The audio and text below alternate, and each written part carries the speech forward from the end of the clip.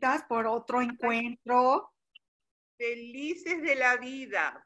Sí, la verdad es un gran logro, ¿eh? Me encantó el trabajo de Miquel, chicas.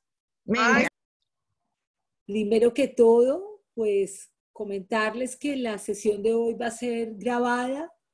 Si alguna de las personas que se encuentra presente no quisiera que su rostro fuera divulgado, su identidad, pues puede poner la cámara, apagar, detener su vídeo. Intentaremos pues mantener de todas maneras, como siempre, la confidencialidad en caso de que haya un caso clínico del paciente, y lo protegeremos para que sea siempre salvaguardada su intimidad. Un saludo muy especial a todos. Soy Adriana Melug, soy psicoanalista de la Sociedad Colombiana de Psicoanálisis y tengo la suerte y la alegría de coordinar el grupo de psicosomática de FEPAL, de la Federación Psicoanalítica Latinoamericana, un grupo que ha sido creado con mucha ilusión y que llevamos trabajando ya muchos años. Y una de las actividades que se planteó este año, antes de que empezara todo este tema de la pandemia, era tener encuentros con colegas, con amigos, con compañeros psicoanalistas y de otras áreas de la salud, para dar a conocer el trabajo de psicosomatólogos y de psicoanalistas interesados en esta área, que nos parecía que era un tema vital, significativo y que requería un lugar especial dentro de los grupos de FEPAL. Así que hoy vamos a cerrar este primer semestre de actividades con una persona que ya nos la va a presentar Miriam, a quien apreciamos, queremos muchísimo, y de quien hemos aprendido muchas cosas, y en mi caso en particular, uno de mis maestros, el doctor Miquel Zubiri, quien cierra pues este ciclo de conferencias. Quiero dar un saludo muy especial a todos los asistentes, y de verdad que, como hablábamos, siento el profundo, con mucha tristeza, la situación que estamos viviendo.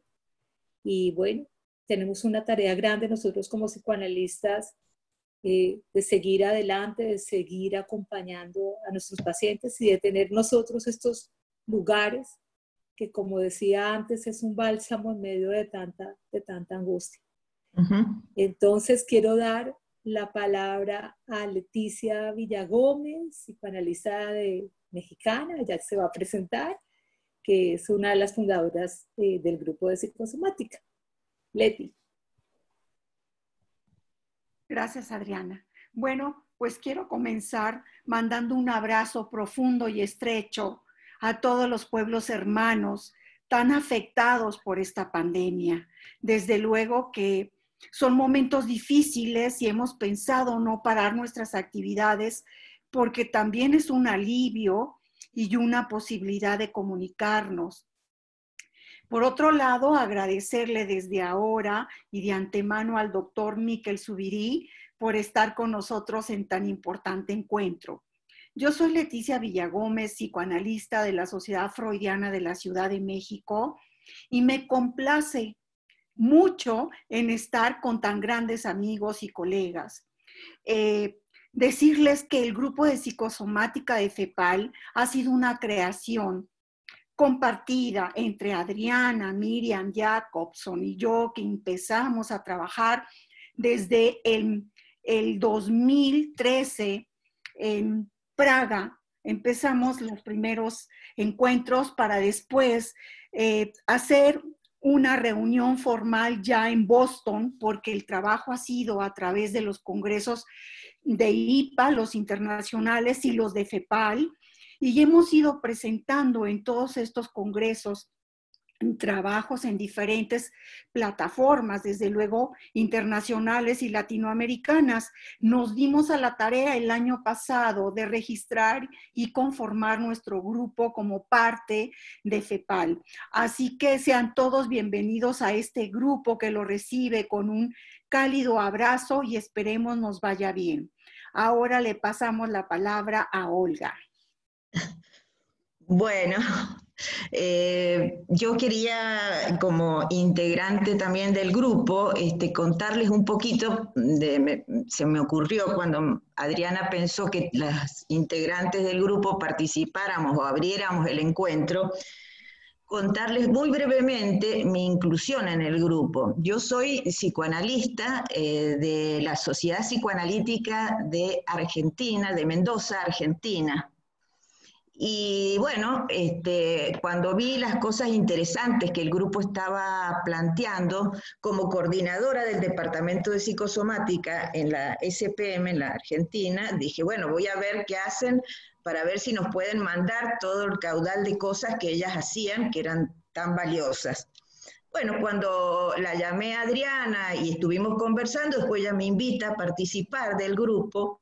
Y realmente para mí ha sido una muy, muy linda experiencia porque me encontré con un grupo que me recibió con los brazos abiertos, como decimos en Argentina, ¿no? Con los brazos abiertos. Y además es un grupo que me ha sorprendido también porque hay un muy buen nivel científico donde se abren todos los vértices o líneas del psicoanálisis en relación a psicosomática y además, y una última cosa que quiero decir, con un entusiasmo bárbaro para trabajar, cosa que a mí me parece fantástico y ya les digo, ha sido muy buena experiencia por esto para mí. Bueno, ahora le paso la palabra a Miriam.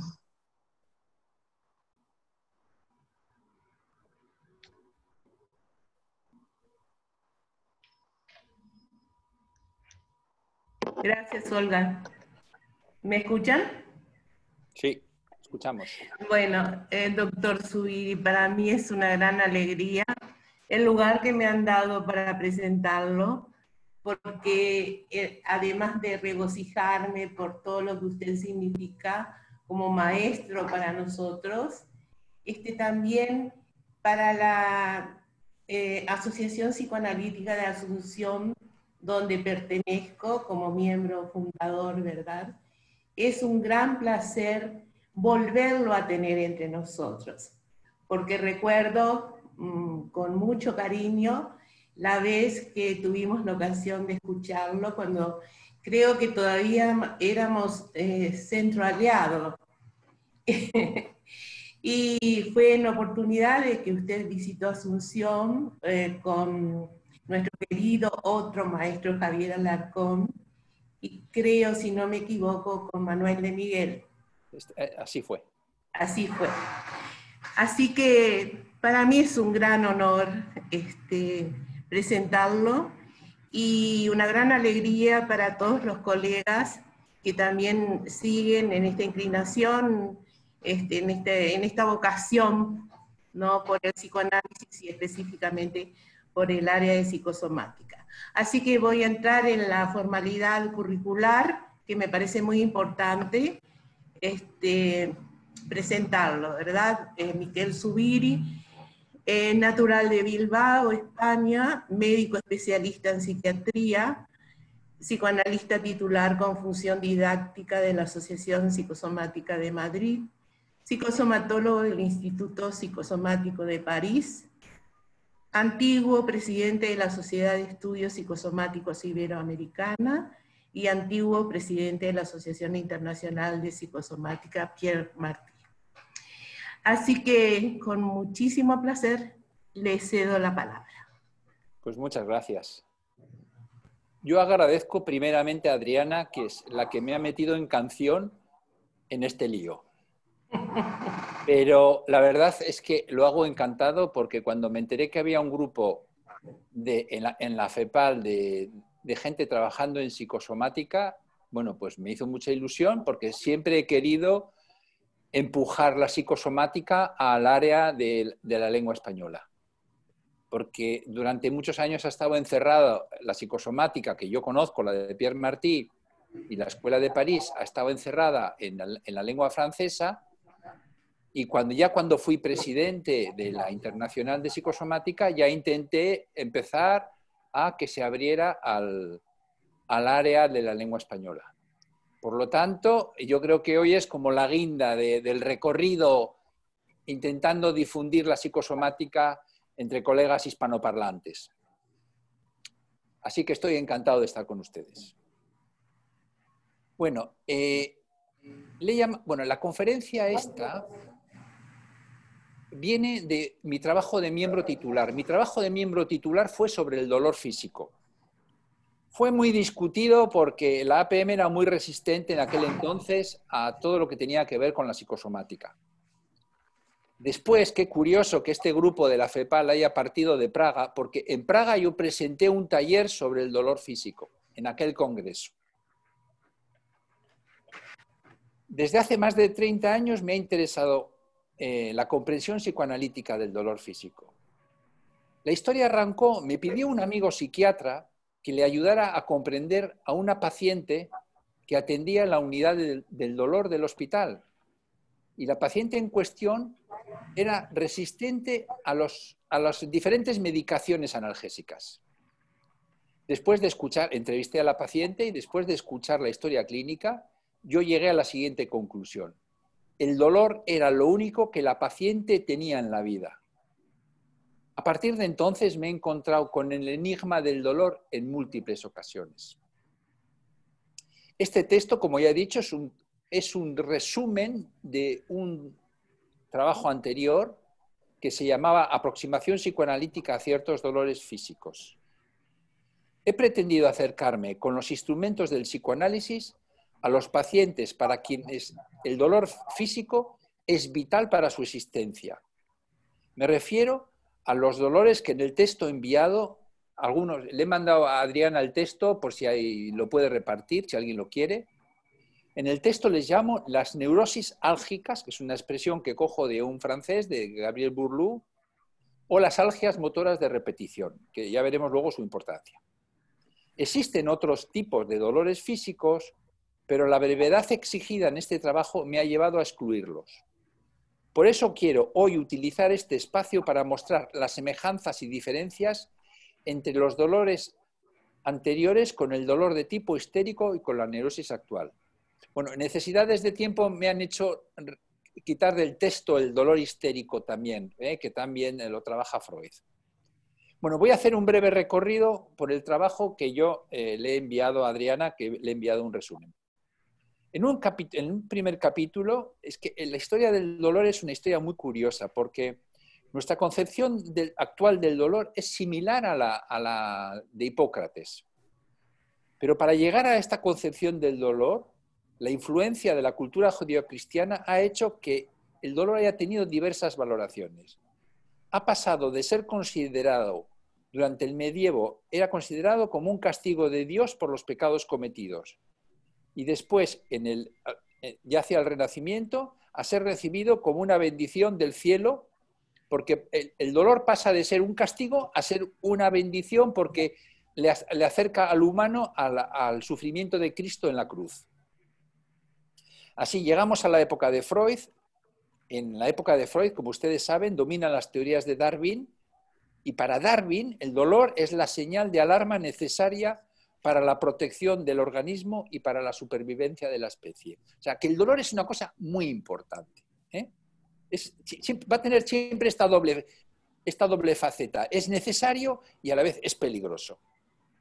Freud se interesó por el dolor, sobre todo en proyectos de psicología para neurólogos de 1895. De este texto de Freud yo voy a sacar 3 ideas principales. La primera, una vez que se experimenta un dolor, tiene que ser generado por una excitación muy grande.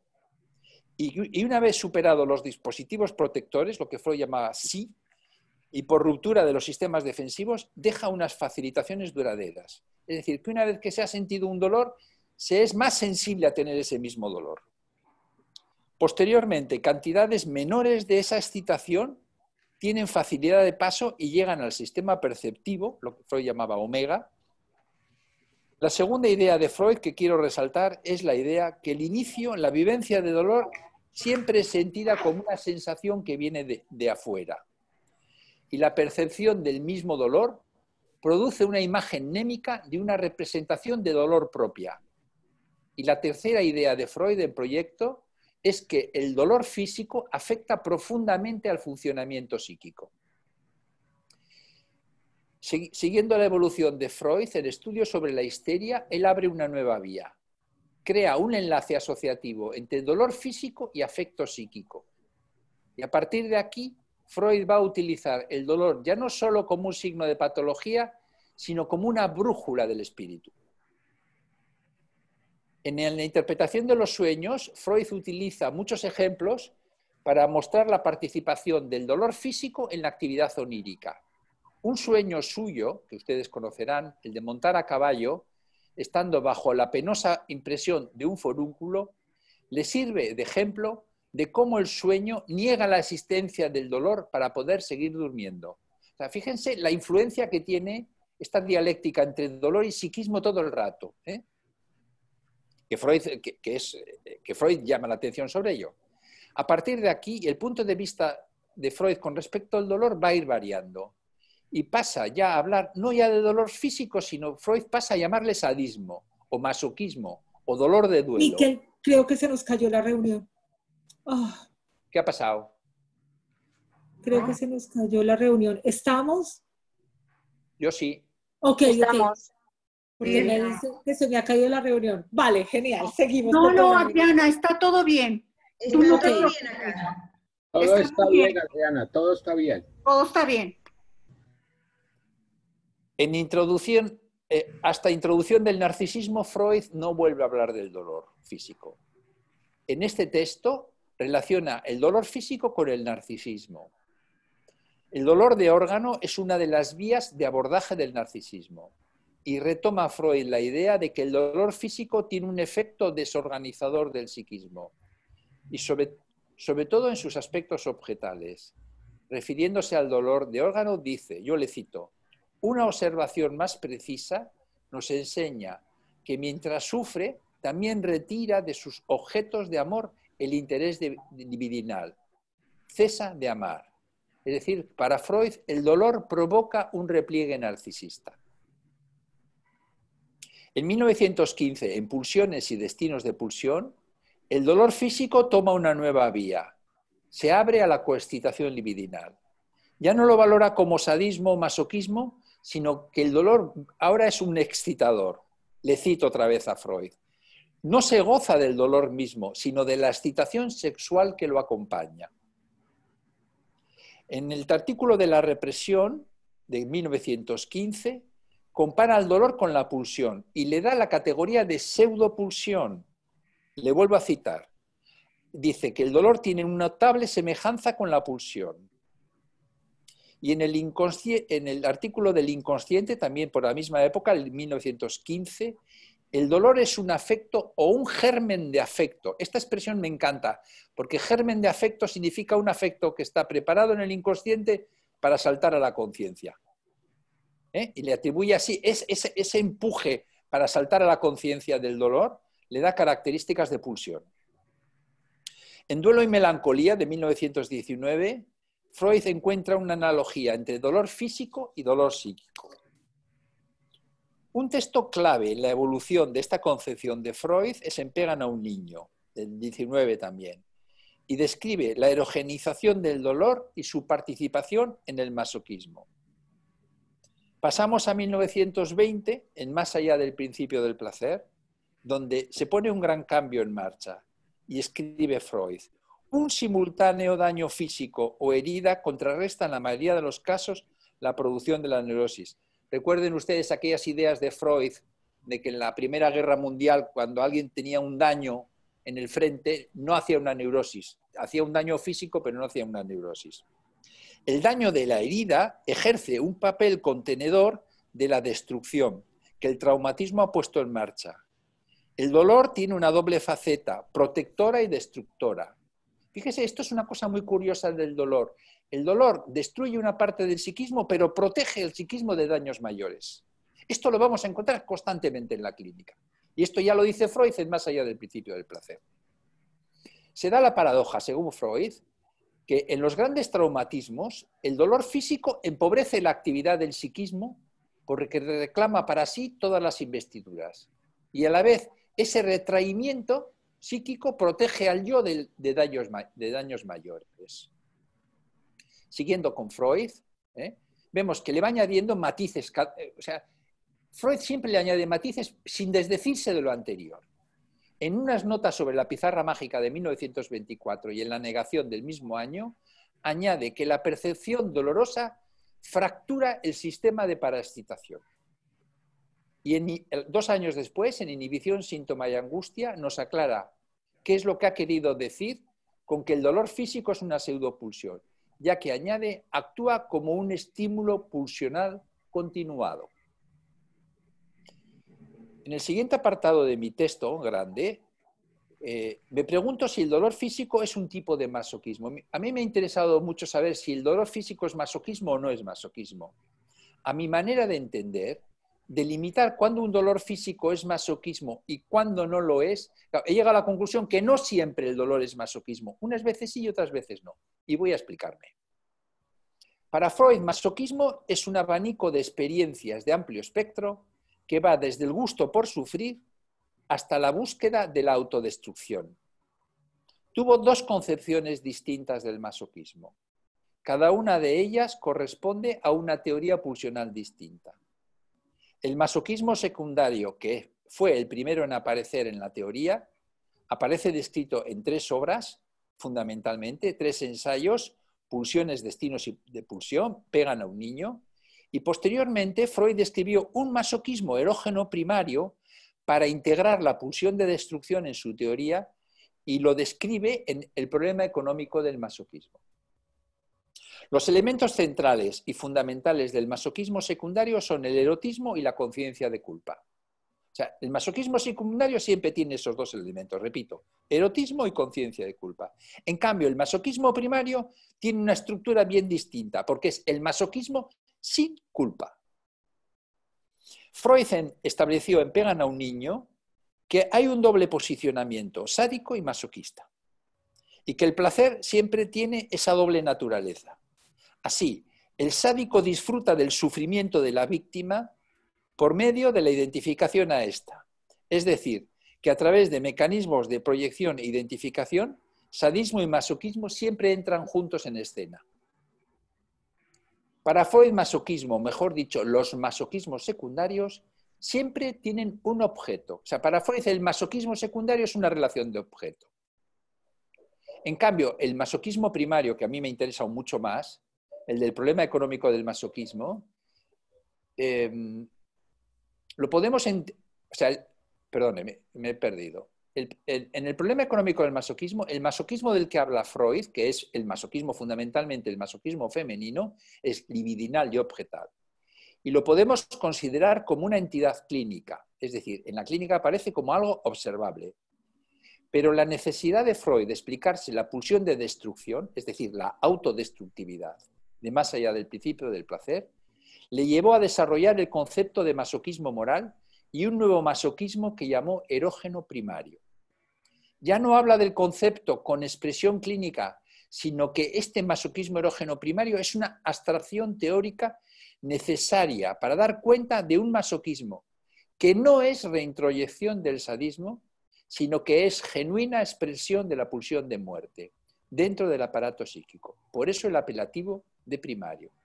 Y a partir de este concepto, Freud reconstruye el concepto de masoquismo. O sea, cambia aquí la idea del masoquismo en Freud. Freud diferencia claramente lo que es el masoquismo primario del masoquismo secundario.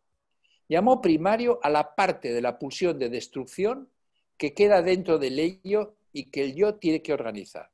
Llamó secundario a la parte de la pulsión proyectada en el exterior, constituyendo un sadismo y que vuelve al interior por reintroyección, convirtiéndose en masoquismo. Así crea un masoquismo primario que no está ligado al sadismo y que es propio del yo, diferenciándolo del secundario que está ligado al objeto. Finalmente, para Freud, masoquismo erógeno primario es el resultado de la intricación pulsional de las dos pulsiones, de vida y de autodestrucción, que se realiza en el yo, resultando con ello una forma de investidura masoquista de la actividad del yo. Normalmente la mayoría de los colegas al masoquismo erógeno primario no le dan mucha importancia, pero ya verán ustedes que en el tema del dolor tiene una importancia, por eso insisto en este concepto de masoquismo erógeno primario. Este núcleo masoquista es lo que permite al yo guardar en su seno la excitación haciéndola soportable. Si no, cualquier incremento de excitación es insoportable, provocando la puesta en marcha de descarga inmediata. Lo digo de una forma más sencilla. La patología del comportamiento no tiene masoquismo erógeno primario, porque cuando tiene una excitación insoportable, inmediatamente la descarga. En cambio, si hay masoquismo erógeno primario, el sujeto puede contener esa excitación displacentera y poner en marcha el funcionamiento mental para encontrar una solución, aunque no sepa todavía de dónde procede la excitación displacentera. Esa es la idea de Freud de masoquismo erógeno primario. El masoquismo permite contener y diferir la descarga. Esta tolerancia a la excitación es fundamental para que la actividad psíquica se ponga en marcha. Sin ella no podemos hablar de funcionamiento psíquico, sino solo de movimiento de descarga. Y esta tolerancia de la excitación, que Freud llamó masoquismo primario, es la que permite que la vía alucinatoria se ponga en marcha, siendo inaugurada por la realización alucinatoria. De hecho, la realización alucinatoria es la reacción al displacer que supone el masoquismo primario. Sin tolerancia no hay vía alucinatoria ni temporalidad, tan solo hay descarga. La temporalidad más elemental es la que se constituye en dos tiempos, uno el de la excitación y otro el de la representación. Y así el masoquismo es el que conecta la temporalidad del inconsciente, que es la temporalidad de la excitación, con la temporalidad del preconsciente, que es la temporalidad de la representación. De este planteamiento del masoquismo obtengo importantes consecuencias para comprender la relación entre soma y psique. Las excitaciones somáticas, el dolor en particular, que no alcanzan un mínimo de intensidad, pasan totalmente desapercibidas para la conciencia. Pero si sobrepasan un mínimo, se vuelven perceptibles, pero a la vez entran en el registro del principio del placer-displacer. Entrada que supone que un poco de excitación es placentero y mucha excitación termina por volverse displacentera. Esto permite que cualquier parte del soma pueda transformarse en zona erógena y convertirse así en lugar de atención para el yo. Atención que siempre será masoquista. Este fenómeno se observa en la clínica habitualmente. A un paciente que un órgano que le era silencioso de repente se le vuelve presente por una dolencia y veremos que ese órgano se vuelve foco de atención y de cuidados, que no podemos dejar de considerar como una investidura masoquista. ¿Quién no ha visto a un reumático acariciarse la zona afectada por la enfermedad? Si aceptamos esta idea de que hay una base masoquista en toda la actividad psíquica humana, apoyada sobre la naturaleza masoquista del yo, es decir, que el yo detecta la excitación, la tolera y en el mismo acto psíquico de tolerarla, la inviste de forma masoquista, es decir, la inviste bipulsionalmente. Aceptamos que hay un masoquismo silencioso no patológico o un masoquismo que consideramos normal. Silencioso, pero presente en toda actividad psíquica. Pensemos en el masoquismo necesario, por ejemplo, para tolerar el análisis, o el necesario para el acto de crear, o el necesario para hacerse preguntas sobre sí mismo. Es decir, yo creo que hay una base masoquista en el propio funcionamiento mental, en el displacer de no tener las respuestas inmediatas. Otro apartado, yo lo titulo Manifestaciones del masoquismo en la clínica. De forma resumida diré que todo masoquismo que vemos en la clínica como patológico es un masoquismo de tipo secundario. Que cuando vemos, y aparece cuando hay un desfallecimiento del masoquismo primario. Otro apartado le llamo masoquismos inacabados. Fíjese, es el título del libro. El dolor es un masoquismo inacabado. Y este concepto lo considero fundamental para entender cierto tipo de dolores físicos. La expresión de masoquismo inacabado la tomo de un autor, Michel Fenn, que utilizaba para significar aquellas organizaciones que aun tendiendo, o sea, masoquismo inacabado es aquella organización que aun tendiendo a la organización masoquista no logra el objetivo de instalar la posición pasiva.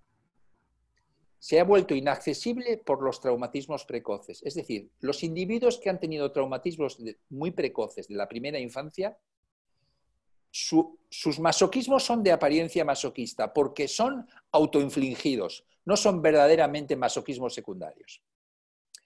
Pretendo mostrar que estos masoquismos inacabados o fracasados no tienen el objetivo del placer masoquista, sino que son utilizados como barrera ante la despersonalización, como sistemas de control y como sustitutos de la identidad perdida.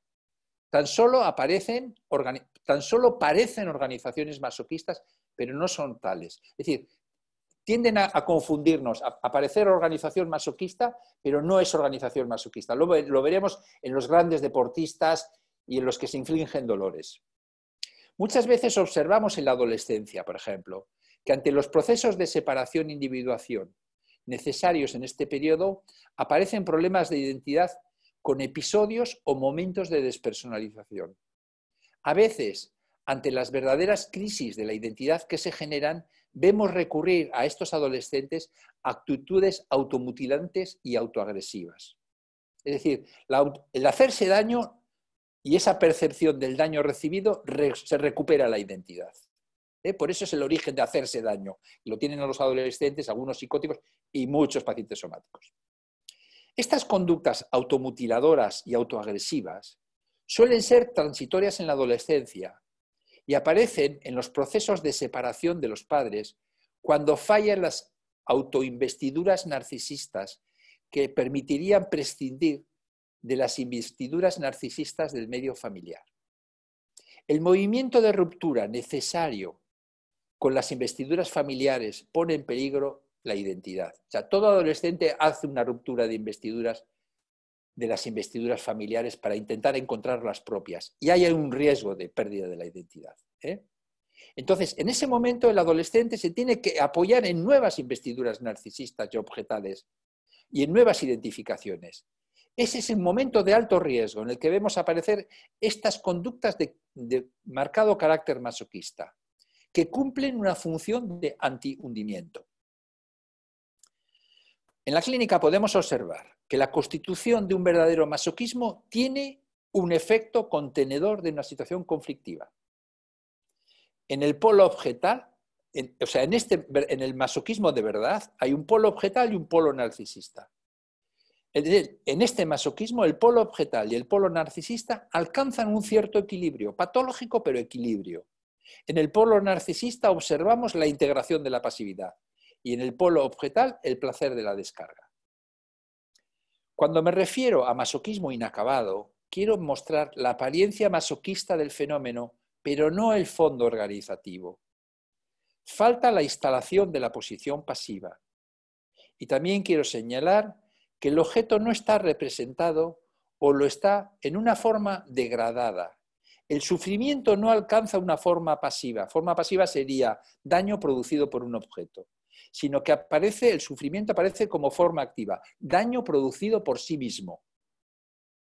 En este pasaje teórico que yo supongo que hay del masoquismo primario activo al masoquismo secundario pasivo, el proceso se ha detenido en un eslabón intermedio que es el autosadismo, es decir, el sufrimiento activo. Entonces, la proporción entre lo narcisista y lo objetal está alterada, estando el polo narcisista hipertrofiado.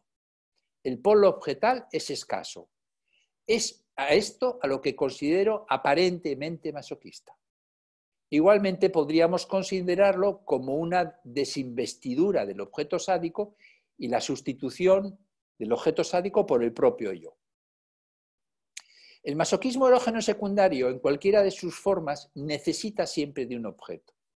El masoquismo aparente o masoquismo inacabado aborta el masoquismo porque se constituye en ausencia del objeto y en sustitución del objeto. O sea, nosotros vamos a encontrar el masoquismo inacabado como una forma de apariencia masoquista ante la falta de objeto. Considero que hay como mínimo dos formas de masoquismos inacabados, que son el dolor físico y los procedimientos autocalmantes. Ustedes dirán, ¿cuándo entrará este señor al hablar del dolor físico? Pues entramos ya. El dolor físico. La medicina lo ha considerado una señal de alarma de que algún órgano o función somática está perturbada, pero también lo podemos ver como aviso o señal de la percepción de que algo está pasando desapercibido.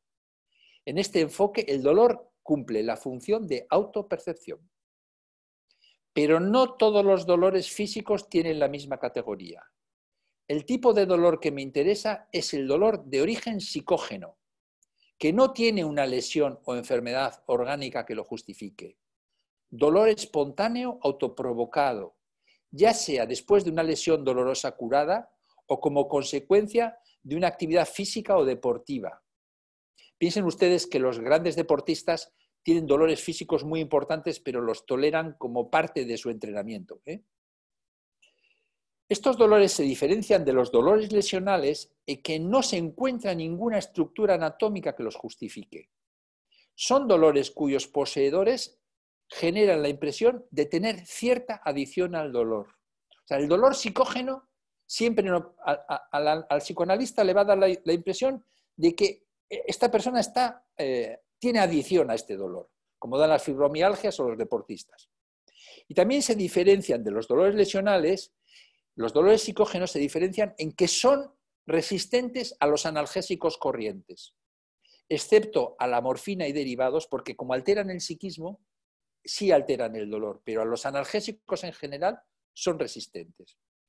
Los dolores lesionales, por el contrario, son muy sensibles a los analgésicos. Había pensado hablarles del dolor, comparar un poquito con el dolor histérico, hablando de la señorita Elisabeth Bonerre de Freud, de estudios sobre la histeria de Freud y Breuer, pero casi me lo voy a saltar porque se va a hacer un poco largo, pero solamente decirles que Elisabeth Bonerre, cuando pensaba en su hermana, saben ustedes que ella tuvo una artritis de niña y se le pasó, se curó, y cuando su hermana estaba en el lecho de muerte, cuando pensó, si se muere mi hermana, su marido para mí, en ese momento le empezó a doler la pierna, igual que le había dolido de niña, y empezó a cojear, que Freud dice que tenía una abasia dolorosa. Bueno, es decir, voy a pasar muy rápido por esta parte, pero quiero decir que el dolor de la conversión es un dolor antiguo que se recupera para darle un significado psíquico. Es distinto que los dolores de los adictos al dolor. El adicto al dolor es un dolor que yo llamo el dolor de la neurosis actual. Voy a recurrir a una de mis pacientes, la señora A. Una mujer de 46 años me pide un análisis. Es una trabajadora social, casada y sin hijos. Cuenta que ha pasado por varias experiencias psicoterapéuticas y que quiere hacer un análisis. En su día me planteó serias dudas si aceptarla en análisis, porque tenía una historia de enfermedades tremendas, actuaciones, experiencias traumáticas.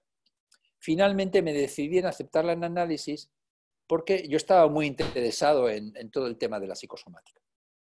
Iniciamos un análisis. Después de varios meses de desarrollo sin dificultades particulares, aparece un conflicto muy intenso. Tiene un conflicto con la líder del centro en el que trabaja. Hasta entonces habían sido muy amigas. La paciente está asustada y su actitud consiste en no defenderse de las acusaciones que se han vertido sobre ella y trata de que la líder le comprenda, le quiera. La angustia de la señora A va creciendo. Repentinamente siente un dolor en el pecho intenso, se incrementa, va al hospital y le diagnostican de una pericarditis aguda. El cardiólogo le indica reposo. La paciente se ausenta del análisis porque está en reposo, guardando cama. Vuelve al análisis al de un tiempo, y todavía con sus dolores en el pecho, pero ya se han suavizado un poco. Empezamos a hablar de las cosas, pero ya la paciente ha cambiado, ya no tolera el silencio. La paciente está muy excitada y tiene que estar hablando todo el tiempo. No entiende nada de lo que le ha pasado. Vamos reconstruyendo la historia de las enfermedades anteriores, la historia de los conflictos. Hacemos todo un trabajo de reconstrucción. Y según vamos haciendo el trabajo de reconstrucción, el dolor físico que está ahí en silencio, poco a poco, se va despacito. Él solo. Yo nunca le pregunto sobre el dolor, pero veo como ella de vez en cuando habla del dolor y poco a poco cada vez habla menos hasta que desaparece. El dolor de la neurosis actual es un dolor, yo pienso que esto es una neurosis actual, como reaccionó esta señora. El dolor de la neurosis actual es un dolor que no responde a las impresiones recientes, frescas. Así como el dolor de la histeria, sí. Uno tiene un disgusto y le duele algo. El dolor de la neurosis actual no tiene otra dinámica, no responde a las impresiones recientes. El dolor de la histeria proviene siempre de impresiones lejanas que han sufrido una precu actual, en este momento. El dolor de la neurosis actual siempre viene precedido por la angustia, que nos indica la insuficiencia de la ligazón psíquica. Este planteamiento está en la línea de la teoría de Pierre Martí sobre el fracaso de la ligazón psíquica, que él llama la desorganización psicosomática. Finalmente, es un dolor que no participa en el material de la sesión. Este dolor se tiene o no se tiene. No es un dolor que aumenta o desaparece. Se tiene o no se tiene. No se incrementa con las asociaciones y no se evoca con las interpretaciones. Así como el dolor de la histeria se puede evocar con una interpretación, el dolor de la neurosis actual está al margen de las interpretaciones. Podríamos decir que no es utilizado para crear una línea evolutiva histérica.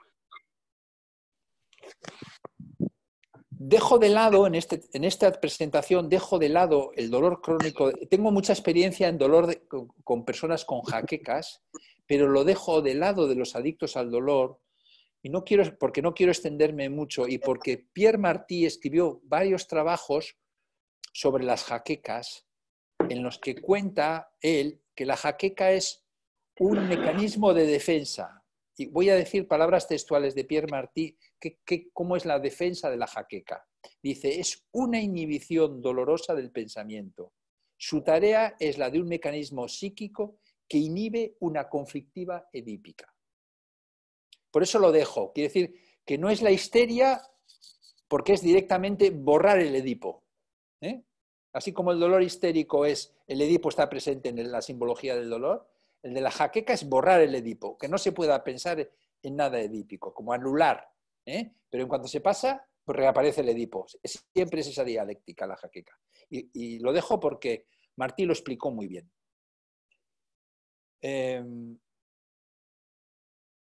Bueno, continúo. ¿Por qué uno bajo el mismo criterio las algias crónicas y las algias puntuales de repetición? O sea, parecen distintas, pero veremos que tienen algo en común.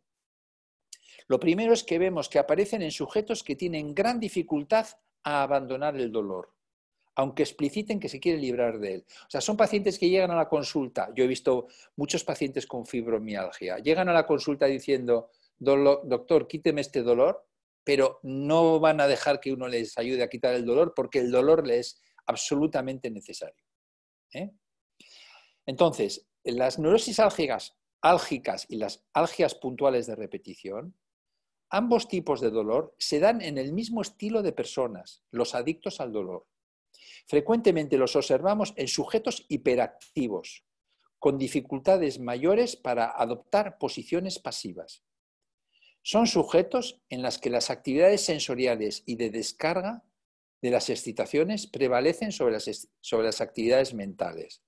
Dicho de otra manera, predomina el control y la descarga en detrimento de la organización psíquica conflictiva.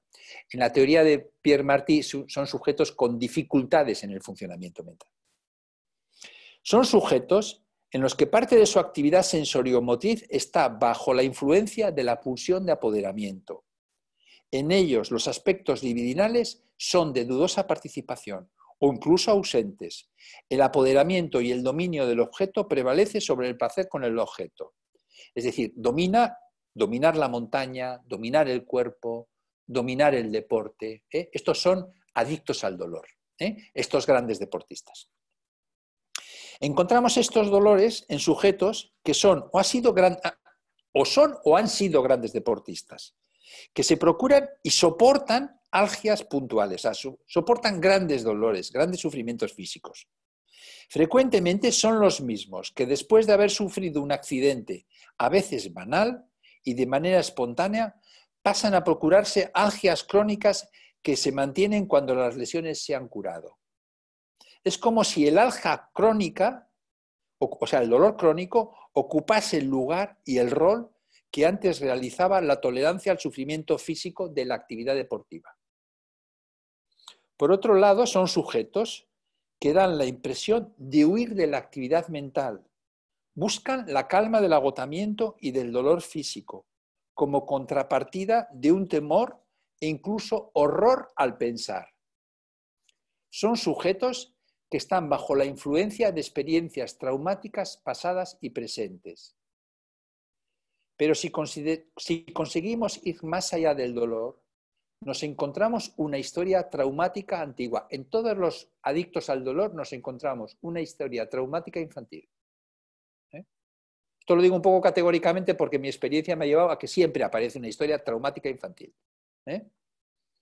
Casi siempre los adictos al dolor tienen una historia de abandonos de repetición. Incluso podemos hablar en muchos casos de traumatofilia. Traumatofilia quiere decir, a mi manera de entender, como que son adictos a tener traumatismos, es decir, han tenido abandonos de repetición, soportan muchos dolores, pero ellos se provocan muchos accidentes. Es frecuente en la historia de estos pacientes que esté repleta de pequeños y de grandes accidentes. Y muchas veces el accidente desencadenante no es casual. El dolor físico de estos pacientes va a aparecer, en la sesión va a aparecer en primer plano y nos va a causar una honda impresión. Por mi experiencia de trabajo con pacientes somáticos graves, otro tipo de pacientes, aun teniendo lesiones muy dolorosas, pueden no hacer referencia al dolor. Esto lo digo porque yo llevo 15 años trabajando en una institución de cáncer y pacientes con dolores tremendos por el cáncer no hablan del dolor lo primero, porque no son adictos al dolor. Los adictos al dolor, el dolor es lo primero de lo que hablan. Se pueden distinguir fácilmente por esto. Insisto en que hay cancerosos, gente con cáncer, que tiene unos dolores tremendos, que toman unas medicaciones tremendas, pero hablan de otras historias y el dolor entre otras, pero no está en primer plano. ¿Por qué los adictos al dolor, el dolor está siempre en primer plano? Porque el dolor físico les trae la autopercepción. Esto es fundamental para ellos. O sea, se perciben en su propio dolor. Me ha interesado el uso del dolor físico que observamos en los sujetos, en los que fracasan los procesos de autopercepción, particularmente en los procesos de despersonalización y en los procesos de desorganización psicosomática. Me estoy refiriendo a lo que ocurre en el psiquismo cuando un traumatismo activa una antigua experiencia escindida, aislada del resto de las cadenas asociativas. En algunos casos, la relación de objeto implicada fue una ausencia de objeto. El traumatismo más importante bajo de los dolores es la ausencia de objeto en la primera infancia. En estos casos, el traumatismo activa una vivencia de pérdida de la representación de objeto. Provoca que las barreras objetales y narcisistas caigan ante la autodestrucción psíquica puesta en marcha. En estos casos, a veces vemos que se levanta una nueva barrera para detener la autodestrucción. O dicho de otra forma, una nueva investidura libidinal narcisista como es la recuperación y la creación de un dolor físico antiguo. Es decir, que ante el proceso de despersonalización y hundimiento que supone, el dolor les salva, porque les provoca una autopercepción y les salva de un hundimiento mayor. La sensación dolorosa, reinvestida, les vuelve la autopercepción a primer plano. Es decir, se salvan a sí mismos con un dolor intenso. En un nivel afectivo, la pérdida de la representación de objeto se acompaña de anestesia y el dolor psíquico desaparece y deja paso a una nueva investidura que es el dolor físico. O sea, no es un equivalente, sino desaparece el dolor psíquico como un proceso de desorganización y en su lugar aparece una nueva forma de organización que es de un nivel mucho más bajo evolutivamente, que es el dolor físico. Sí, no son equivalentes, entiéndanme, que no quiero que se dé este malentendido. En otros casos, esta investidura del dolor es tan solo un mecanismo protector contra la desorganización, sin un devenir hipocondriaco. Es decir, hay dolores que detienen la desorganización progresiva, la que describió Pierre Martí. Muchas veces señala que una cierta señala que una cierta desorganización se ha producido, pero a la vez detiene su avance, porque permite un repliegue narcisista que reorganiza alrededor del dolor. En este caso, la relación con el dolor es distinta al de la hipocondría, porque el dolor se vuelve lugar de investidura masoquista y de cuidado, y se organiza toda una reinvestidura a través de los cuidados alrededor de ese dolor. Y entonces se mantiene dentro de un registro narcisista.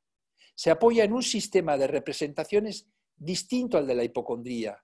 Saben ustedes que la hipocondría es una representación persecutoria depositada en una parte del cuerpo, ¿no? No, aquí hay un dolor que hay que cuidar, que hay que mimar, como si el dolor fuera el bebé que hay que cuidar. Este tipo de investidura del dolor no hipocondríaco es una forma progrediente, es decir, que detiene el movimiento contraevolutivo, detiene la desorganización. Cierta forma de dolor físico cabe perfectamente es decir, estos dolores se pueden incluso entender como autoerotismos de repetición contra el objeto, es decir, se prescinde del objeto y se centra uno en su relación con el dolor. Es como si se recreara con el dolor una relación objetal. En el fondo señalan el fracaso de los verdaderos autoerotismos. Parecen autoeróticos, pero indican un fracaso de lo que entendemos el autoerotismo en el sentido del desarrollo. En otro apartado de mi trabajo grande, he tratado de demostrar que ciertos dolores físicos extremos están relacionados con la pérdida de la representación. O sea, los dolores físicos extremos aparecen ante la pérdida de la representación del objeto. Yo creo que ustedes conocen la teoría de André Green de la función objetalizante que tiene la pulsión y su capacidad de crear la representación de objeto. Es decir, utilizan el objeto con la función objetalizante, transformando el dolor como un objeto con el que se relacionan.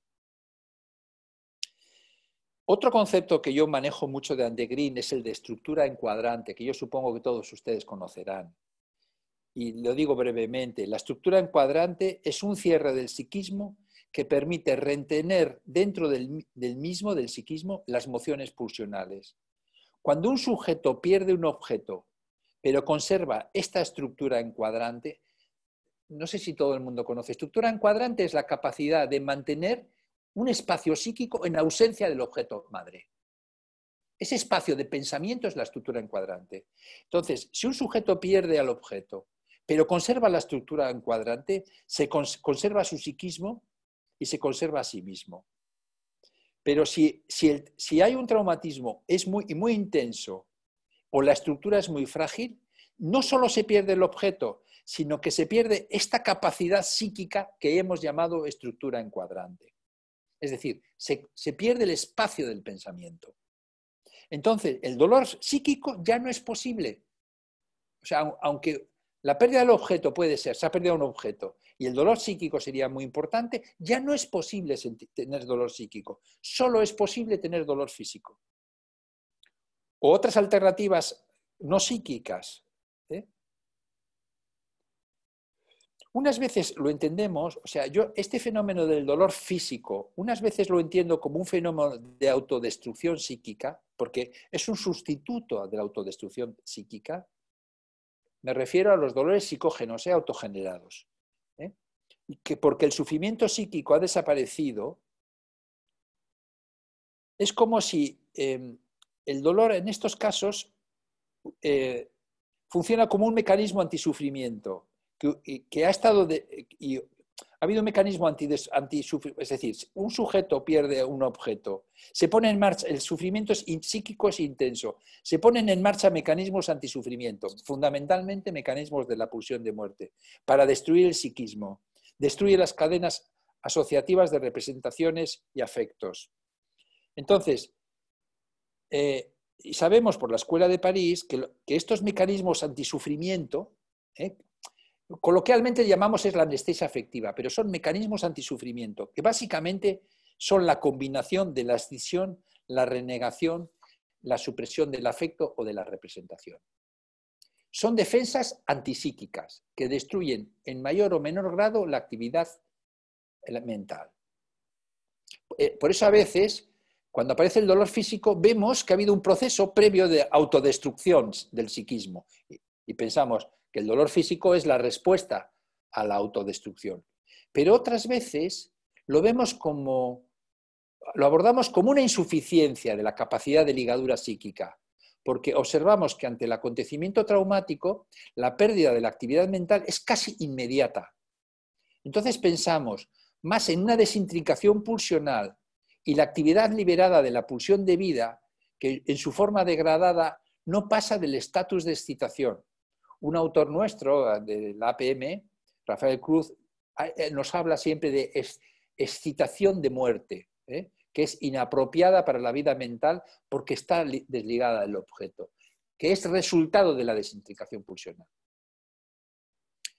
Así, en el proceso de deconstrucción que pone en marcha el traumatismo, que sitúa en la base, yo todo el rato hablo de que el dolor físico de origen psicógeno es reacción a un traumatismo actual que activa un traumatismo antiguo, infantil. Entonces, en el proceso de deconstrucción que pone en marcha el traumatismo que sitúa en la base de estos dolores físicos, el dolor es una reacción defensiva de crear nuevos recursos perceptivos que proporcionan la autopercepción.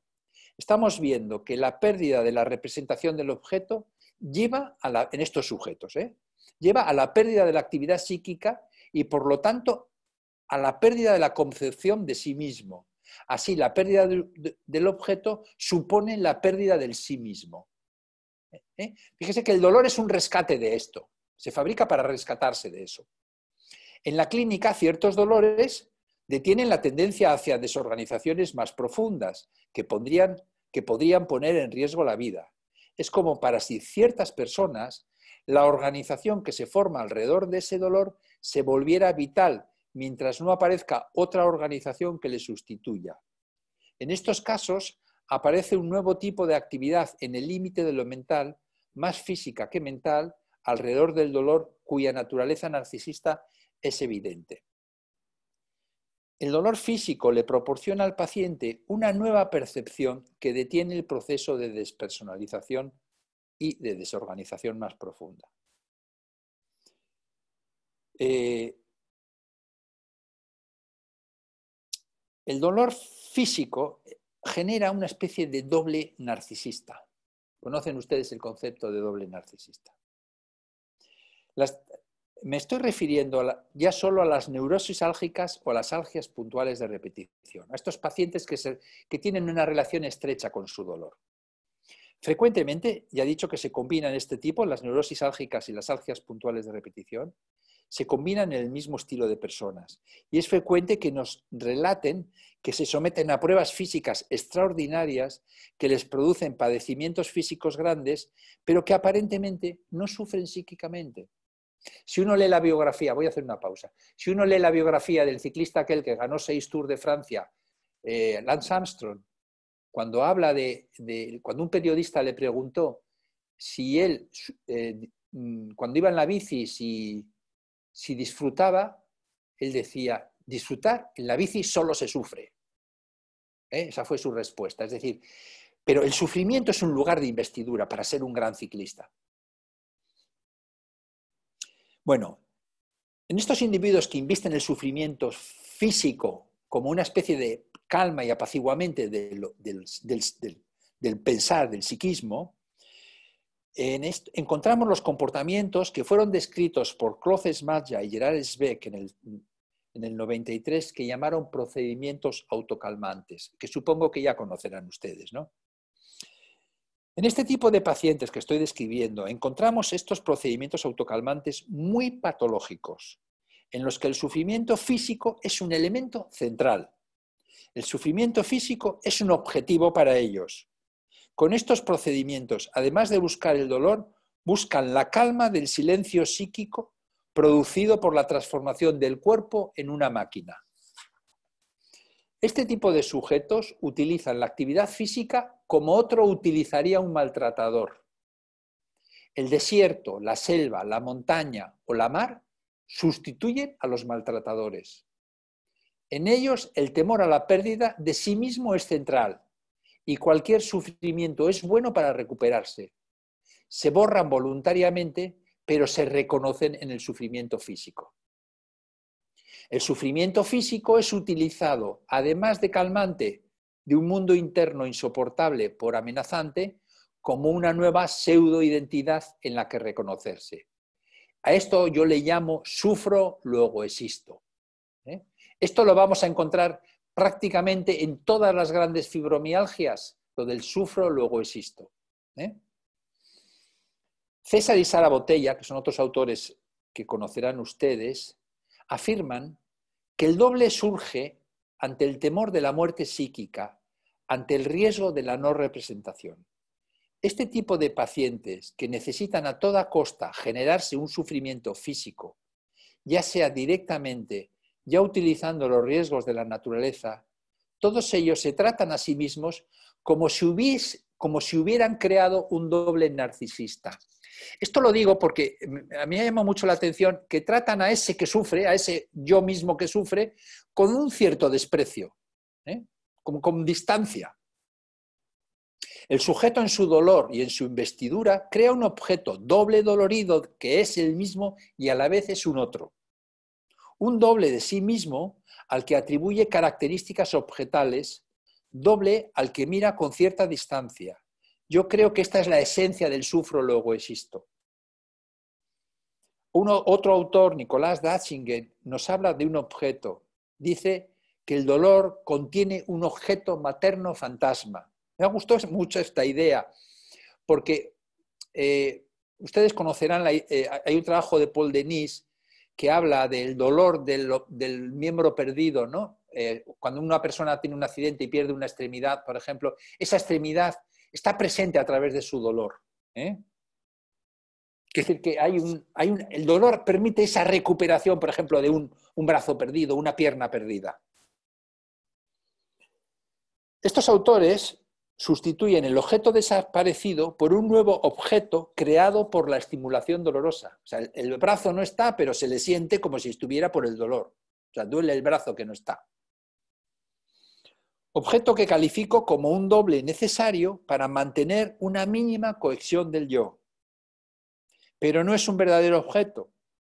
El objeto del dolor no se puede representar. Esto es una característica muy importante del dolor. El dolor no tiene representación. El dolor se tiene o se pierde. No tiene una representación. Por eso no es un afecto. Es distinto que un afecto. Los afectos tienen representación. De ahí que la pérdida del dolor tenga consecuencias dramáticas mientras no haya un objeto sustituto. Con este objeto dolor, el yo crea una relación aparentemente masoquista, que esto es lo que yo llamo masoquismo inacabado, pero que tiene más características de autosadismo. Con este objeto dolor, el yo trata de construir una identidad que históricamente arranca en el momento de generación del dolor. ¿Por qué digo esto? Si uno recibe un paciente y dice, todo empezó la mañana del 24 de abril que tuve un accidente y me fracturaron la pierna y desde entonces me duele la pierna y la pierna está curada. O sea, la historia del paciente empieza en el día del dolor. Esta pseudoidentidad no constituye, o sea, la pseudoidentidad del doble dolorido no es una identidad. No busca una individualidad, sino busca la supervivencia. El paciente se presenta por la actividad que realiza o por el dolor que soporta.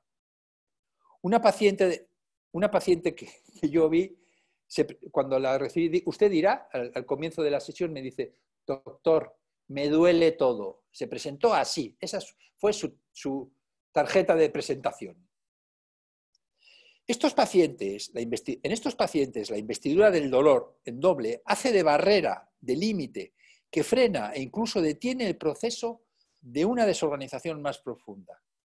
Así, este doble dolorido se constituye en una señal del daño sufrido y simultáneamente defiende de daños mayores. Por eso cumple una función de límite. Esto lo vamos a encontrar en todas las fibromialgias importantes de larga evolución. Vamos a encontrar esta dialéctica de el dolor es muy importante, que no me lo quiten, pero el dolor me salva y la vida alrededor del dolor me salva de darme cuenta de otros traumatismos. Este dolor tiene una función, que es la de aislar un núcleo interno defendiéndolo de cualquier aproximación del objeto. Sirve de barrera para poner al objeto a distancia para protegerse de su contacto, a manera de un funcionamiento autista. Es decir, estos grandes doloridos tienen algo que recuerdo a los autistas, porque vienen pidiendo que les quitemos el dolor, pero no dejan que nos acerquemos a su vida emocional, a su mundo interno. El dolor hace de barrera autista, por eso le digo yo que se parece a una barrera autista. Hace de barrera ante el psicoanalista. ¿Cómo me pregunta usted eso? ¿No ve que me duele todo? Este funcionamiento, que yo me recuerda al de los autistas, es un elemento muy importante en la relación terapéutica. Y es como yo me explico esta impresión de inaccesibilidad y aislamiento que proporcionan estos pacientes. O sea, hay que soportar, el analista debe soportar durante mucho tiempo la impresión de que el paciente es inaccesible. Tardará mucho tiempo en confiar en el analista y quitar esa barrera del dolor para confiar en él y hacerlo accesible a su mundo interno. Yo me pregunto, voy a terminar enseguida, ¿cómo se crea este tipo de dolor físico? Todo dolor es primeramente una percepción encontrada, que sufrirá múltiples transformaciones a través de los procesos de investidura y contrainvestidura para finalmente ser una percepción construida. Esto nos permite pensar que el dolor es una percepción encontrada construida. Estos pacientes utilizan la recreación, no es creación, sino la recreación. O sea, ellos no crean un dolor, recrean un dolor antiguo, recuperan de la memoria un dolor antiguo, para llenar el vacío dejado por el proceso de destrucción puesto en marcha por la pérdida del objeto. Conclusiones. He querido abordar psicoanalíticamente los pacientes que considero adictos al dolor físico, ya que en general son pacientes rechazados. Vamos a ver los que van de consulta en consulta, los rechazan, pasan por todas las consultas de los médicos, de los psicólogos, de los psicoanalistas, los rechaza todo el mundo. Son pacientes que tienen una marcada tendencia a cronificarse. Este tipo de pacientes podemos encuadrarlos en la categoría que Freud llamó neurosis de destino. La adicción al dolor físico es provocada por una infancia de traumatismos, de abandono, de repetición. La impresión que causan es que el traumatismo infantil reaparece más o menos pronto, metiendo al sujeto en la vía de la repetición, en el sentido de la compulsión a la repetición. Habitualmente lo refieren como un síntoma de mala suerte, pero nosotros sabemos que es la fuerza de la repetición del traumatismo infantil la que genera ese destino inconsciente. No hablamos de un tipo uniforme de sujetos, sino que de una característica común, la descarga por el comportamiento. Aparte de ella, pueden tener muchos otros funcionamientos mentales o no. La característica común es que son individuos marcados por la hiperactividad y por la actividad corporal, la sensoriomotricidad.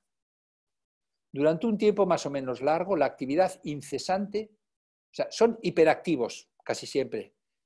El dolor les para. Cuando llegan a la consulta con el dolor ya no son hiperactivos, pero tienen una historia de hiperactividad. La actividad incesante les ha servido de equilibrio.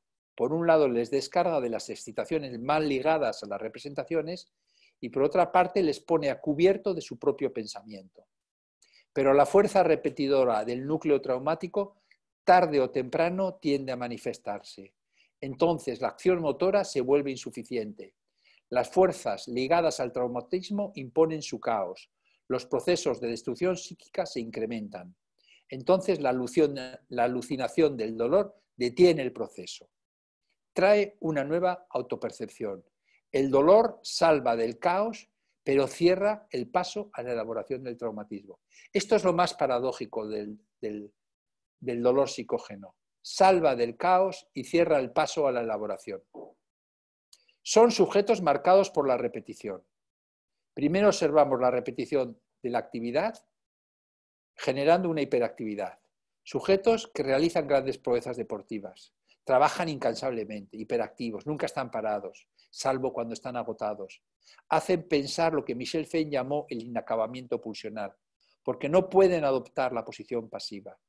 Su respuesta ante cualquier acontecimiento es la acción. No es el pensamiento, es la acción. Un autor que no he conocido, pero he leído, el Chomsky, dice: el dolor siempre es una experiencia de destrucción. El dolor es un proceso de desinvestidura del objeto. Indica que la relación con el objeto se está perdiendo o se ha perdido. Pero lo que nos interesa es el destino narrativo del dolor, la utilización que el paciente hace del mismo, porque no todos los dolores son creados para ser contados. Hay un dolor que se cuenta para encontrar otro objeto que lo alivie. Este es un dolor que de entrada toma una vía masoquista. En su relato hay una erogenización del dolor y una sumisión al otro. Es un dolor en búsqueda de un objeto, al que atribuye la capacidad de generar y de quitar el dolor. Así se restablece la relación masoquista con el objeto, pasando el dolor a segundo plano. Pero hay otro dolor que no se cuenta o se cuenta para sorprender, como es el de la proeza física. Tiene una primera función de descarga pura de las excitaciones. Cuando surge en la narración, busca generar una admiración que bloquea al objeto. A este dolor es al que he llamado algias de repetición. Son dolores psicógenos con participación motora. Algunos individuos las conservan durante muchos años y a veces cuando fracasan este tipo de algias aparece la otra algia, la neurosis álgica. Este dolor ya es puramente psicógeno, sin necesidad de intervención motora. Su narración a un psicoanalista tiene una función que es la de proporcionarse un sentimiento de ser, de existencia. Y tiene una segunda función que es la de poner al objeto analista, en este caso, a distancia, es decir, el dolor barrera. He recorrido la teoría sobre el masoquismo para mostrar que en la clínica todos los masoquismos son secundarios. El masoquismo es una forma de relación de objeto y una forma de apropiación de la realidad exterior. Con esta formación, el sujeto atribuye toda agresividad al objeto al que está sometido. Pero para que podamos hablar de masoquismo clínico, tenemos que contar con un objeto. Vemos que los dolores psicógenos, lo que falta es un objeto. Creo que la aparición del dolor señala el punto de ruptura de la relación de objeto. Algunos dolores, como ya he mostrado, vuelven al encuentro del objeto, restableciéndose la base masoquista de la existencia humana, puerta de acceso al principio del placer-displacer. El abordaje terapéutico sigue siendo la escucha. Tenemos que tener en cuenta que son pacientes en los que la relación de objeto es pobre y pasa por la acción.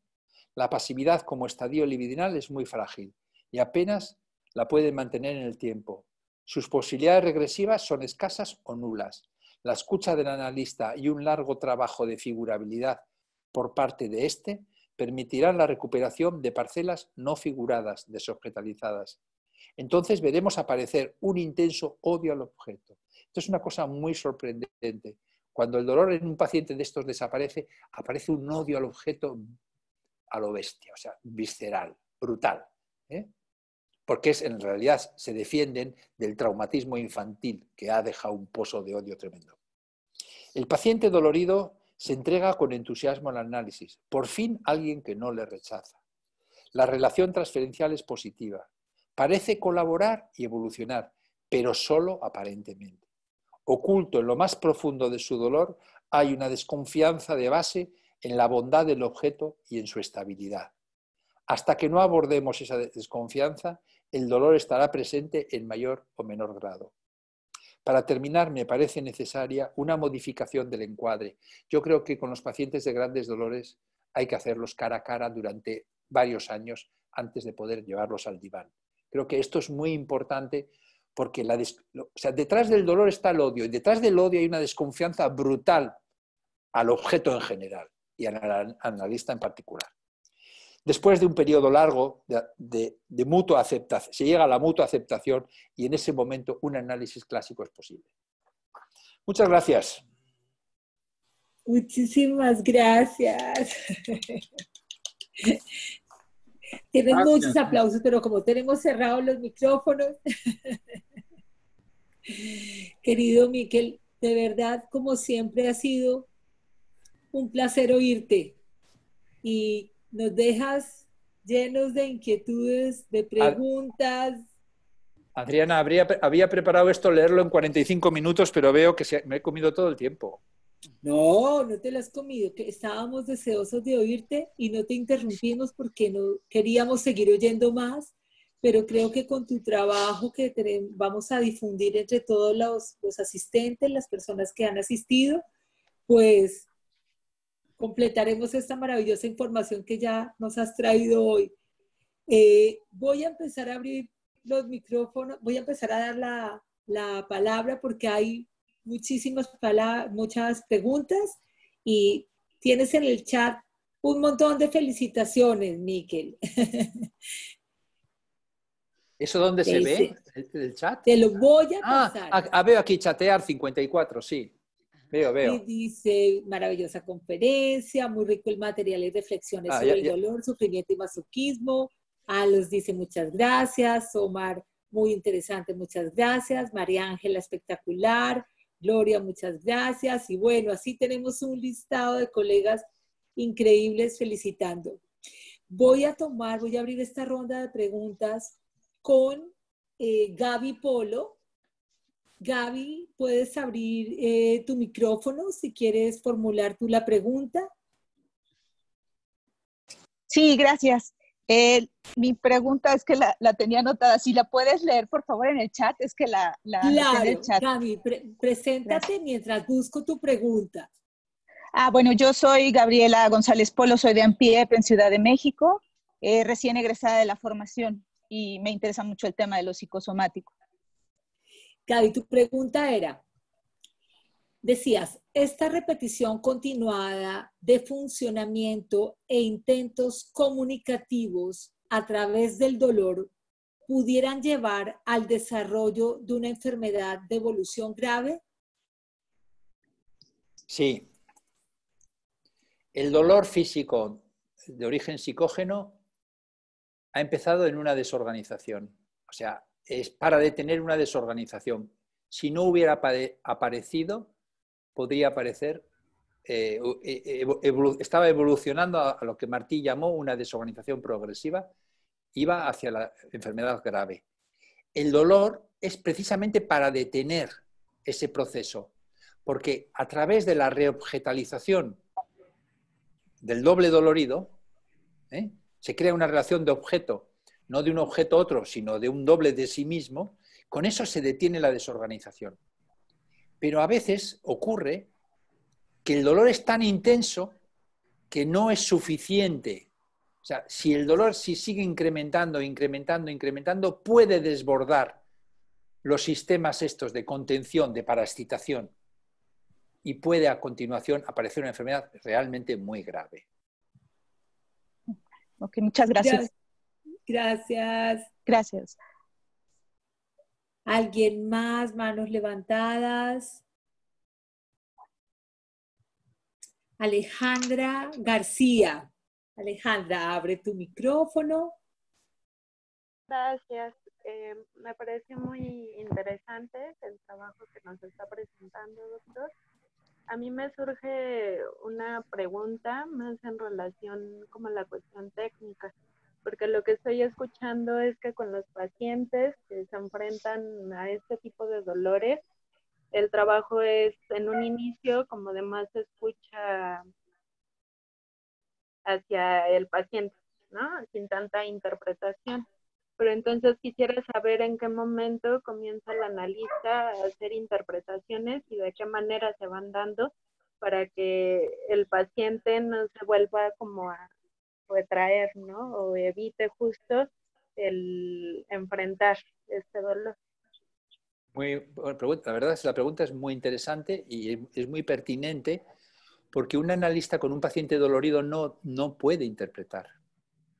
Con un paciente con... O sea, así como con un dolor de tipo histérico uno ve enseguida el sentido y la interpretación, con un paciente, con un adicto al dolor, es decir, se dan esas características que he dicho, que es un hiperactivo, que apenas tiene psiquismo, que el dolor le salva de la desorganización, en fin, no se puede interpretar porque el mundo interno está borrado. O sea, aunque captemos algo, a veces estos pacientes cuando están medio desorganizados, digo medio porque se ha detenido el movimiento contraevolutivo, que es la desorganización, se ha detenido la mitad del camino con el dolor, nosotros a veces vemos aspectos del inconsciente que aparecen claramente, pero para el paciente no tienen ningún sentido. Entonces, nosotros vemos fácilmente interpretaciones que no debemos de hacer. Vemos sentidos que no debemos de interpretar porque el paciente no va a entender y lo único que le van a producir es una herida narcisista mayor. Es decir, el dolor físico al final quiere decir que el mundo afectivo se ha borrado completamente. El dolor físico del adicto al dolor ha sustituido al mundo afectivo, a toda la complejidad de los afectos psíquicos. Entonces, mientras no recuperemos el mundo interno, he dicho que después de largo tiempo de escucha, de que el paciente termine confiando en nosotros, de que hablamos de la desconfianza hacia el objeto, relacionando que cómo sobre nosotros cae la desconfianza que tuvo en el objeto primero, o sea, en los objetos primeros de su infancia. Después de trabajar durante mucho tiempo eso, y cómo la desconfianza en realidad está generalizada hacia los objetos, y el paciente empieza a pensar que el analista en el fondo le entiende de una manera distinta y empieza a confiar un poco, hasta que no resurja la vida afectiva del paciente, no se puede interpretar. Se puede señalar, se puede ayudar a encontrar sentidos, pero no se puede hacer una interpretación clásica. Están totalmente, yo diría que son contraproducentes. Producen más daño que bien. Y entonces entiendo que el trabajo en análisis es a través de esa escucha ayudar al paciente a que pueda establecer una relación de objeto con el análisis.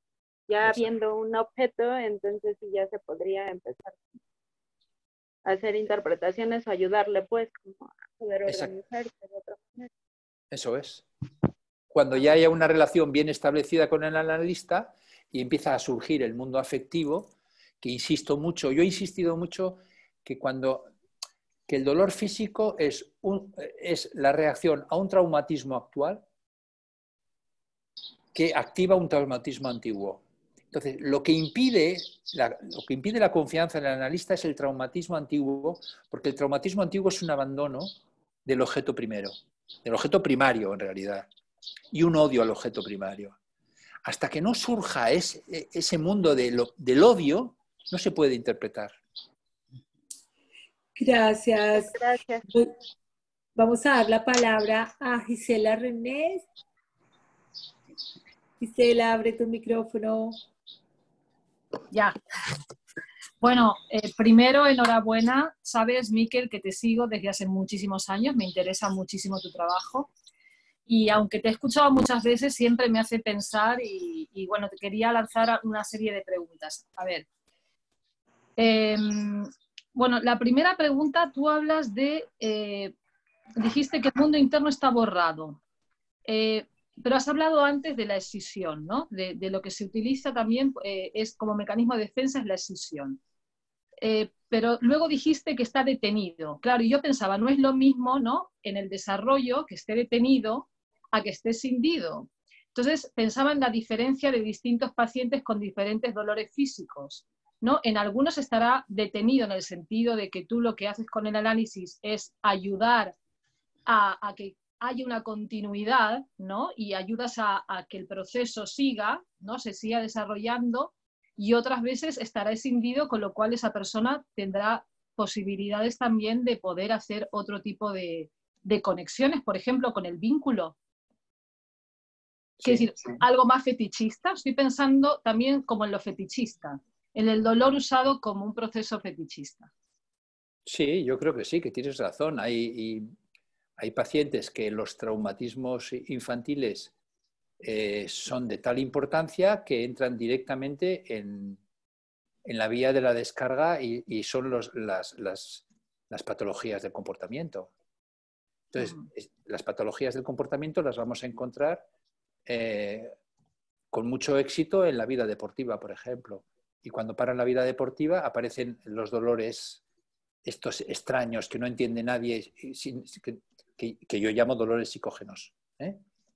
Luego están otros que no han sufrido tan intensamente en la primera infancia, que tienen una parte también de hiperacción, pero que han tenido algunos traumatismos más tardíos, pero en la infancia, no tanto en la primera, que a través de la escisión consiguen mantenerlos aislados. Es decir, yo doy mucha importancia a la escisión como una forma de separar en el inconsciente determinadas experiencias infantiles que han sido muy traumáticas, abusos, historias de esas, por ejemplo, que han quedado extinguidas y han quedado completamente olvidadas. Y para eso recurren a la escisión o recurren a la supresión de las representaciones y de los afectos. Entonces, esos tienen hay muchas categorías dentro. Yo he hecho un poco una cosa general del dolor físico, pero hay muchas categorías de las formas de tener dolor físico, porque estoy pensando en una paciente que tuve terrible, que era, la madre hizo un cuadro melancólico, una depresión posparto, pero muy melancólica. Entonces, y luego es la chica joven más con la mayor fibromialgia que he visto en mi vida, y simplemente un aborto espontáneo a los 24 años desató la fibromialgia más brutal que he visto nunca. Entonces, para ella había sido una gran deportista, campeona de no sé cuántas cosas, es decir, no se había constituido el núcleo base. Ahí no hay evolución prácticamente. Ha cogido directamente, en lugar, conoces la teoría de Pierre Martí, en lugar del haz evolutivo central, directamente el dinamismo paralelo, que es la vía de la neurosis del comportamiento. Entonces, no se constituyó una vía psíquica, y era una persona muy sociable, muy agradable, pero porque todo se recubría con algo que en realidad no es haz central, sino es dinamismo paralelo, que es el pseudo-self. Y funcionaba muy bien, y luego con los éxitos deportivos y todas las personas la aclamaban, era estupendo.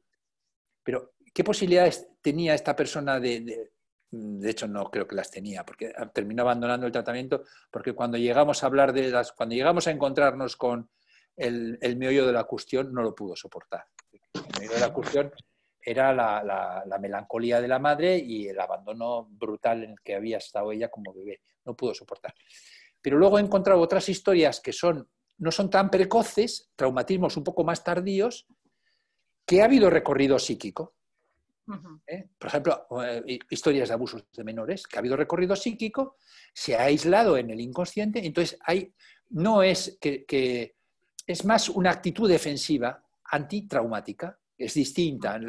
Es distinto el no desarrollo de la neurosis de comportamiento, lo que Martí llama las inorganizaciones, que cuando se ponen, hay un desarrollo evolutivo, pero ante un traumatismo se aísla. Y sigue la evolución, y ese traumatismo es como si no hubiera ocurrido nunca. Y de repente un traumatismo nuevo trae ese traumatismo, pero ha habido una constitución de la relación de objeto, de la organización psíquica, y entonces el trabajo es mucho más fácil. Tenemos varias preguntas. Voy a dar dos preguntas más pensando. Gracias. Voy a dar la palabra a dos personas más, y estando ya sobre el tiempo, sabemos que nos podríamos quedar aquí toda la tarde. Yo lo que les propondría es que si hay preguntas que no alcancemos a contestar, me las escriben por el chat o por el correo y se las pasamos luego a Miquel. Te las contesto yo. Te ponemos deberes. Voy a dar la palabra a Víctor Manuel y cerramos con Noemí.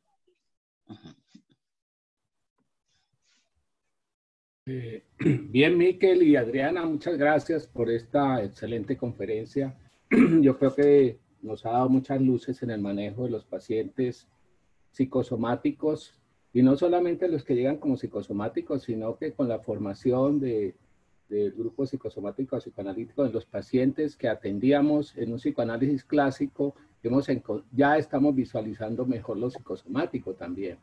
A mí lo que realmente, entendiendo el paciente psicosomático, es que el paciente, si está en una desorganización progresiva, de acuerdo a los conceptos de Pierre Martí, nos permite seguir acompañándolo, no interpretativamente, como lo mencionaba Miquel anteriormente, sino esperando que el paciente pueda llegar a recuperar la simbolización, la representatividad, para poder pasar a un nivel mucho más avanzado y que nos dé la alternativa de un psicoanálisis, como se hace con los neuróticos, mucho más clásico desde ese punto de vista.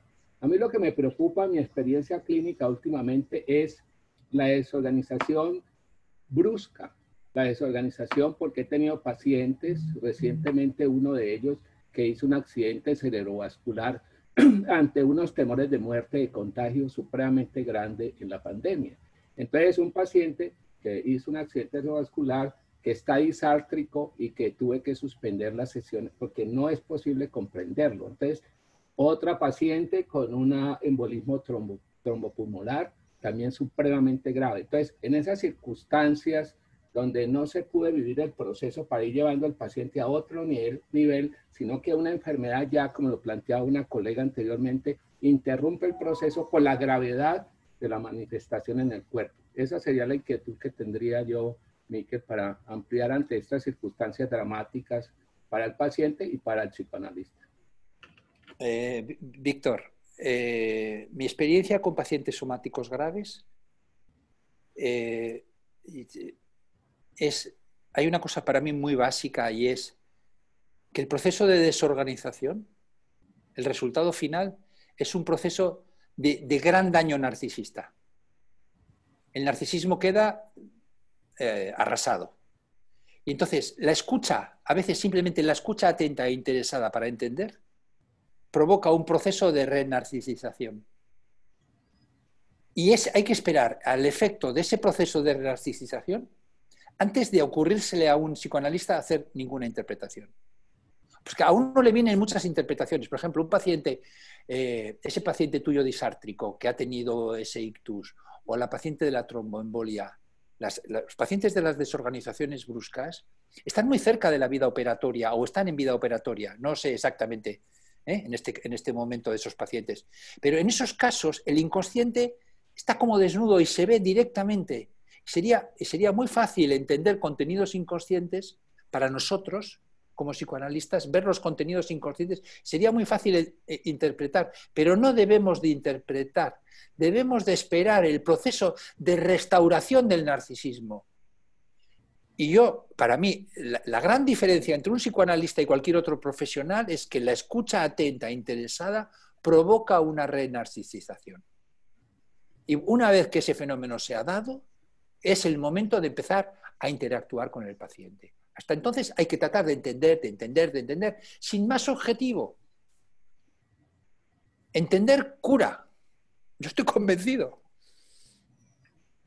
De acuerdo. Sí.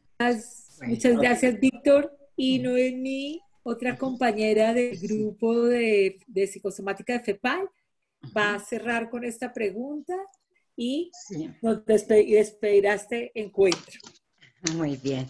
Sí, pues mucho gusto, muchísimas gracias por tan enriquecedora conferencia. Sí, una exposición de veras sobre temas muy ad hoc a la psicosomática, en este caso sobre el masoquismo y todo lo que conlleva esta parte del dolor, que se me hace brillante como para poder entender.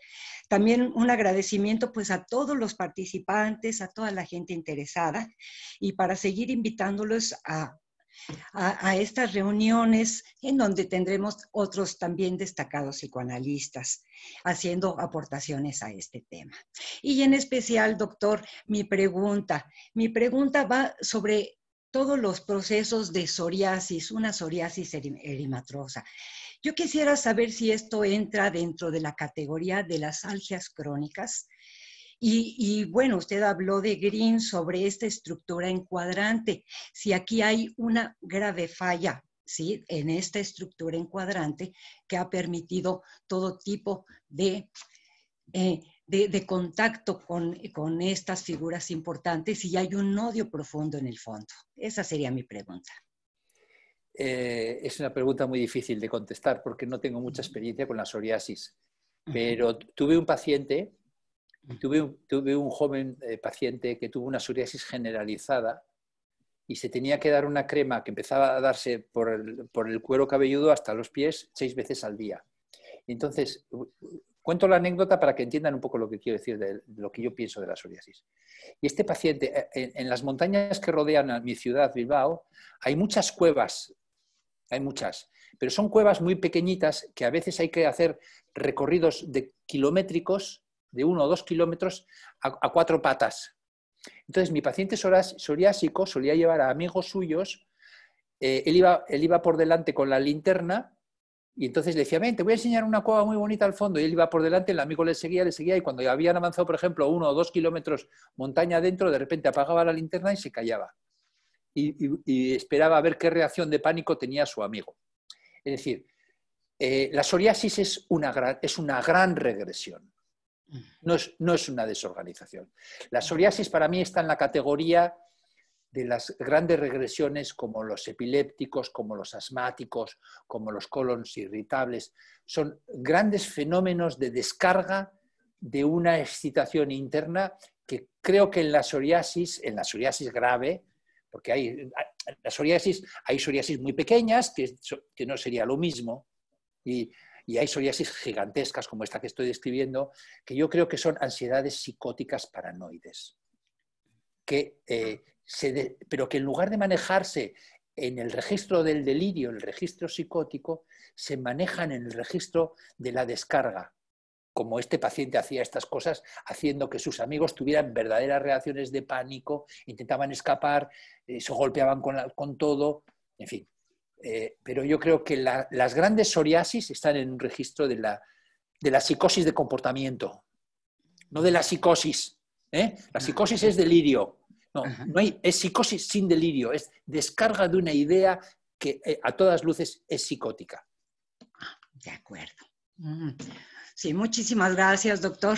Bueno, y pues nos despedimos y nuevamente reitero, como parte del grupo de FEPAL, agradecemos mucho su enriquecedora participación, todos estos conceptos tan interesantes, sobre todo el masoquismo me encantó, y toda esta relación que hay con el dolor que nos hace pensar y reflexionar mucho.